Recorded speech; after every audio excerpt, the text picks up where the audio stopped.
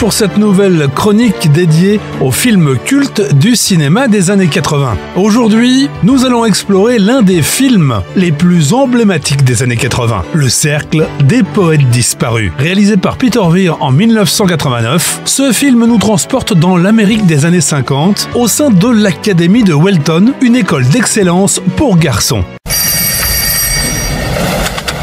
Académie Welton, allô? Oui, il est là. Un instant. Monsieur Nolan, c'est pour vous. C'est Dieu. Il exige qu'il y ait des filles à Welton. Le phonie est tout à fait clair. Un yop traduit un grand cri rauque. Allez, Todd, vous allez nous offrir une démonstration de ce barbare yop. Vas-y, Todd. Enfin, voyons, on ne yop pas assis. Allez, en piste, debout. En position de yop. Allez, vas-y, défonce-toi. Un yop. Non, je veux un yop barbare. Yop. D'accord. Yop. Oh, mieux que ça, fort.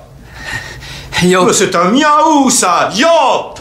Yop. Soyez un homme, pas un gamin. Yop. Ça y est. Eh oui, il y a un barbare qui dort en vous. On lit ou on écrit de la poésie, non pas parce que c'est joli. On lit et on écrit de la poésie parce que l'on fait partie de l'humanité et que l'humanité est faite de passion. La médecine, le commerce, le droit, l'industrie sont de nobles poursuites et sont nécessaires pour assurer la vie. Mais la poésie, l'amour, la beauté, l'aventure, c'est en fait pour cela qu'on vit.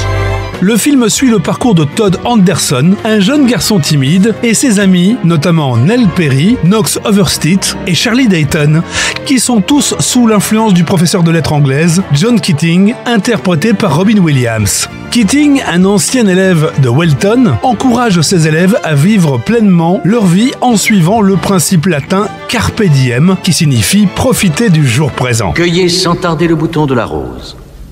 En latin, on exprime ce sentiment en disant carpe diem. Qui en connaît la signification? Carpe diem, c'est saisir le jour. Bravo, monsieur. Mix. Mix, un autre nom inusité. Saisir le jour, saisir l'occasion. Cueillir lorsque l'occasion se présente. Sous la direction de Keating, les élèves ressusciteront le Cercle des Poètes Disparus, un club secret où ils se réunissaient la nuit pour lire et composer des poèmes. Ce cercle devient un symbole de liberté et d'individualité face aux valeurs traditionnelles et de conformisme de l'école. Gauche, gauche, gauche, droite, gauche, gauche, halte! Merci, messieurs.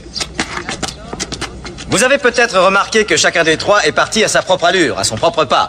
Monsieur Pitts prenait son temps, pour lui, il n'y avait pas le feu. Monsieur Cameron, on le voyait penser. Vous, c'est comme ça, peut-être, peut-être pas. Si, c'était bien. Non, c'était pas bien, je sais pas. Monsieur Overstreet, lui, poussé par une force virile. On sait, ça suffit. Et soudain, ils ont tous marché au pas.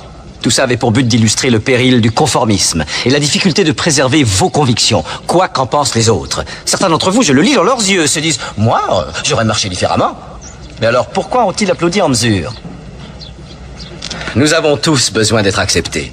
Mais soyez persuadés que vos convictions sont uniques, les vôtres, même si on les trouve anormales ou impopulaires, même si le troupeau dit « C'est mal !» Robert Frost a dit « 2 routes s'offraient à moi, et là, j'ai suivi celle où on n'allait pas. Et j'ai compris toute la différence. Je veux que vous trouviez votre propre cadence, votre façon de marcher personnelle. Chacun pour soi, chacun où il veut, que ce soit fier ou que ce soit grotesque, ce qui vous chante.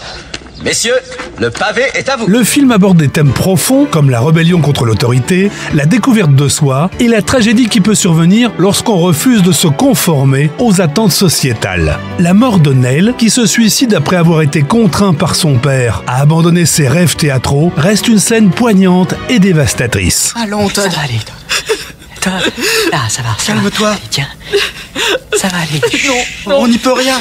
Il aurait pas fait ça. On peut rien Il aurait dire. jamais fait ça, c'est son père. Non, Il on n'aurait sait rien. jamais. Non. Il nous aurait pas laissé. C'est sa famille, son père. C'est son Oh non, père dis qui pas l'a ça, tué. non.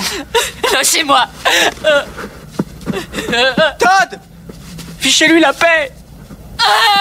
Le Cercle des poètes disparus est un film qui nous invite à réfléchir sur nos propres choix et à nous questionner sur les valeurs que nous défendons. Il nous rappelle que la liberté d'expression et l'individualité sont essentielles pour vivre une vie authentique. Et la force de ce film, c'est que ces considérations résonnent encore aujourd'hui plus que jamais. En conclusion, ce film est une œuvre puissante qui continue d'inspirer et de toucher les cœurs. Il nous encourage à être courageux, à suivre nos passions et à ne jamais abandonner nos rêves. C'est tout pour aujourd'hui, je vous retrouve mercredi prochain pour une autre chronique dédiée à un des films cultes des années 80.